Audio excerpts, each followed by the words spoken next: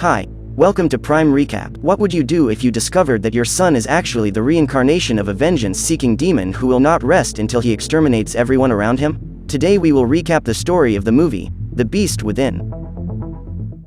In 1964, in the basement of a house in Mississippi, a monstrous creature that was bound by chains eventually manages to break free and begins wandering through the woods in the middle of the night. Not far away, a couple, Caroline and Eli, are traveling with their dog when they realize they are lost.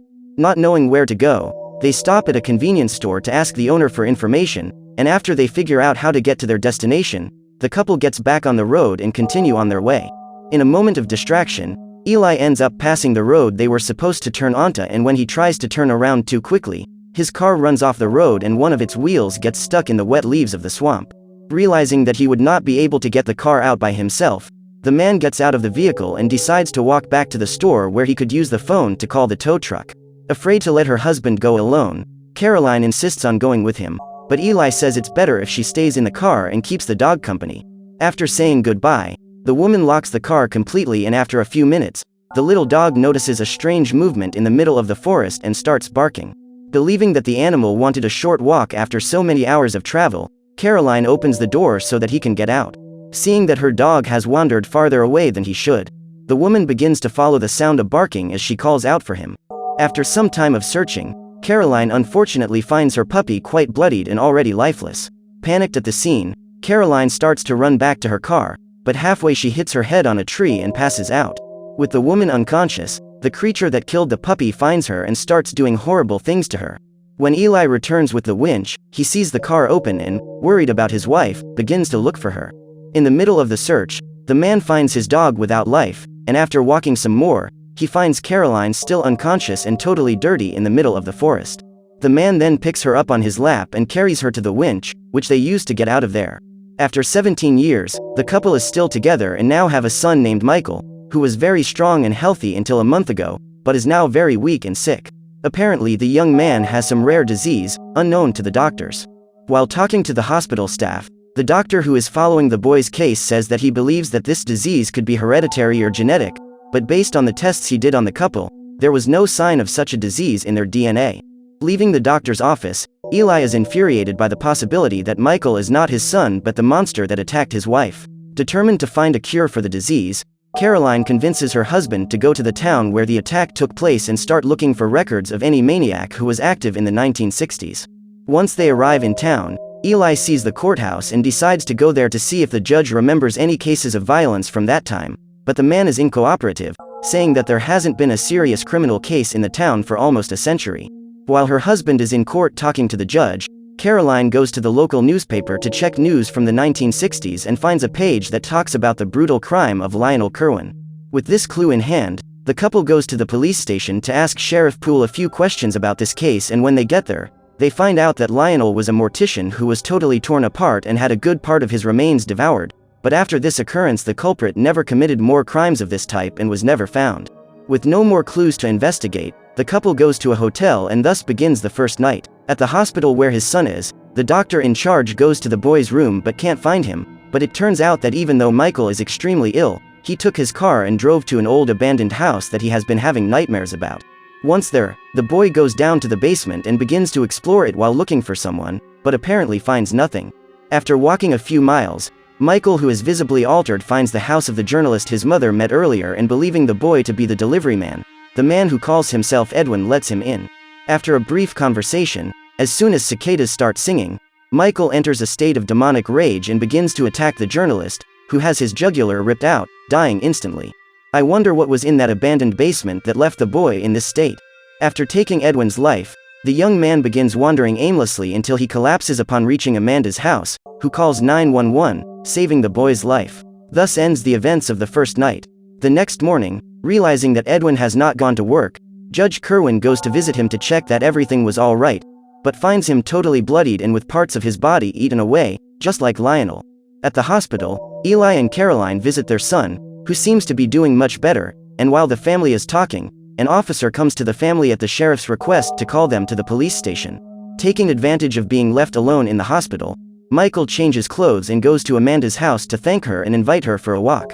While they are walking through the forest, Michael finds out that the girl's father was Lionel Kerwin's cousin, and at that very moment the cicadas start singing, causing some kind of disturbance in the boy. After recovering, the youngsters begin to have a romantic moment, and Amanda's dog, who was with them on the walk, sniffs something buried and begins to dig. After making a very deep hole, the little dog finds a human hand and, as if it were a toy, takes it to its owner. Seeing the human hand in the animal's mouth, the girl panics and the youngsters decide to call the police, who arrive on the scene in a few minutes and start digging in the search for the rest of the body.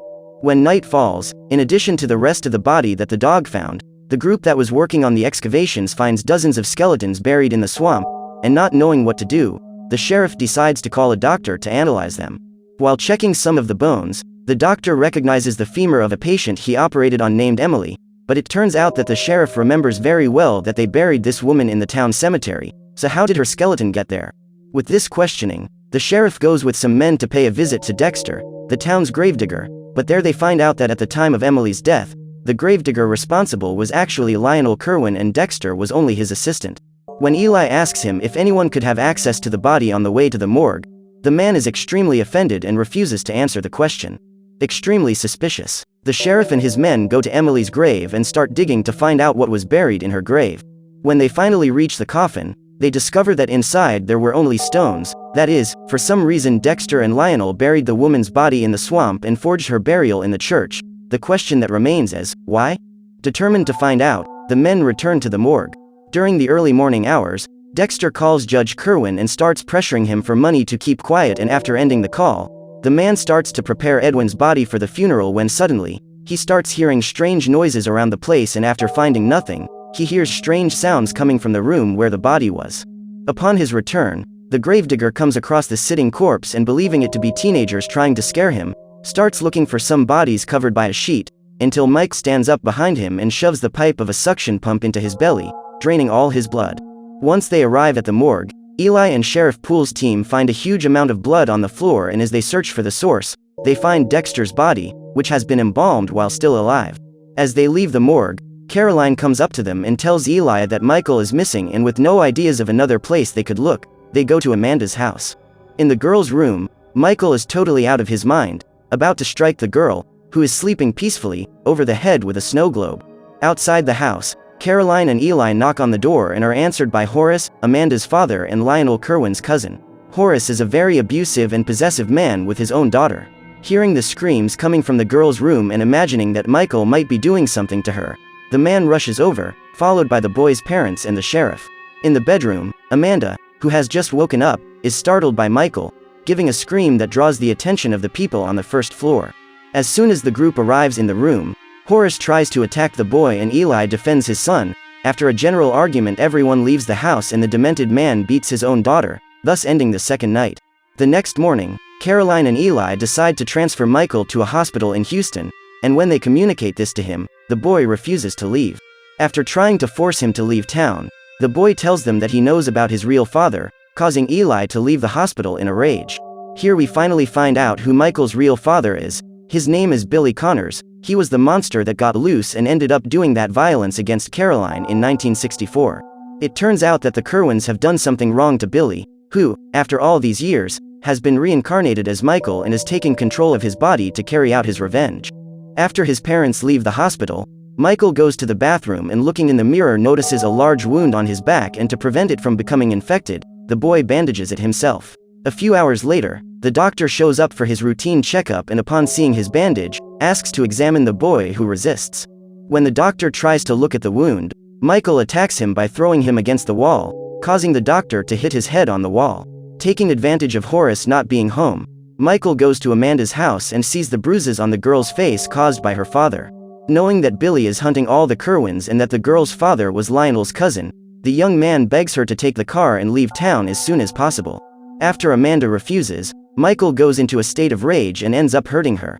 Frightened by the boy's haste to get her to leave town, the girl accepts and goes to the second floor, where she begins to prepare her things. As the young girl finishes getting ready, the cicadas start singing, which causes Billy to take over Michael's body and taste the blood that dripped from the girl's wound in a totally bizarre way.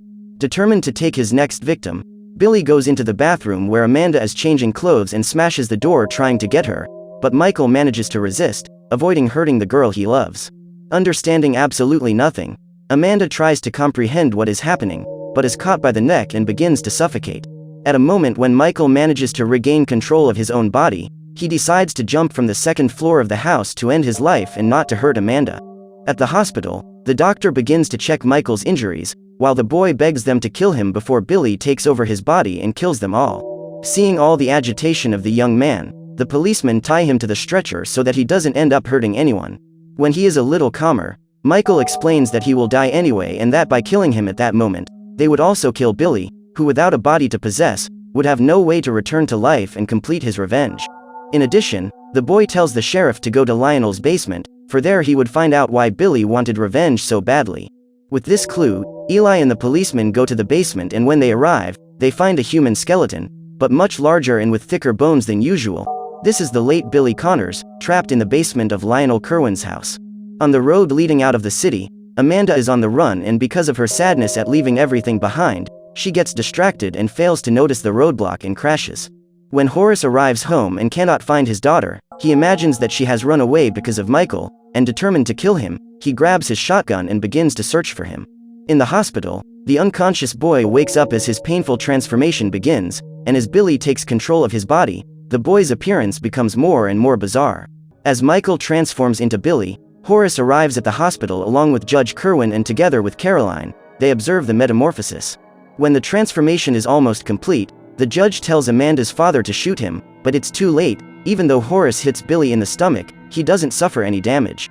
Seeing that Billy is practically unstoppable, the group of people who were in the hospital begin to flee, and outside they find the sheriff and his men, who, upon learning what has happened, begin to hunt the demented beast.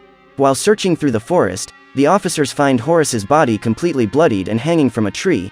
A few meters ahead, the cops find something they believe to be Billy, but upon closer inspection, they realize that it was actually just his shell. This creature changes skin just like a cicada. After losing the trail, the search party returns to the police station. Knowing that the creature was hunting his family and that he was next, Judge Kerwin goes to his office where he takes everything that was in his safe and decides to flee, but as he is finishing filling his bag with the money, the cicadas start singing, and you know what that means here. After cleaning out the safe, the judge runs to his car, but as soon as he gets inside he is attacked by this ugly monster. Knowing he couldn't escape on his own, the man drives to the police station seeking shelter, but as soon as he enters the place, Eli starts interrogating him to find out what the Kerwins did so badly to the creature for it to seek revenge after all these years, and with no alternatives, the judge tells the whole story of Billy Connors, which is as follows. Lionel was a religious fanatic who refused to make love with his wife Sarah, believing it to be a sin. And saddened by the lack of attention from her husband, she and Billy began to develop a loving relationship. When the couple of lovers were about to flee, Lionel found out about the affair and, seized by rage, killed his own wife, and not satisfied, kidnapped Billy and kept him locked up in his basement. When his victim was about to starve to death, Lionel went to the basement and dumped Sarah's body. With no options, Billy was forced to consume the flesh of the woman he loved. As soon as the protein ran out, the gravedigger started picking up the bodies of deceased people in town and started feeding the deceased to his prisoner, hence the dozens of bodies buried in the swamp. But where does the rest of the family come into the whole story? Well, on the day Billy ran away and found Caroline in the woods, he killed Lionel. Besides covering it up, after the Kerwin family members found out about the escape, they started looking for him, and when they found him, they chained Billy back up in the basement, where they left him to starve to death. A very sad end to his life.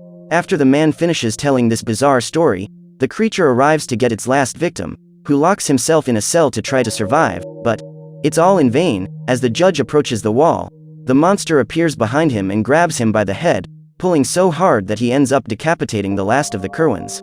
With his revenge completed, Billy now goes after Amanda while being chased by the officers. With the girl passed out from the accident, the demented creature approaches and begins to rip her clothes off. Not satisfied with Caroline, he now commits the same violence against Amanda. After a few minutes, the group finds the young woman still unconscious and takes her to the hospital.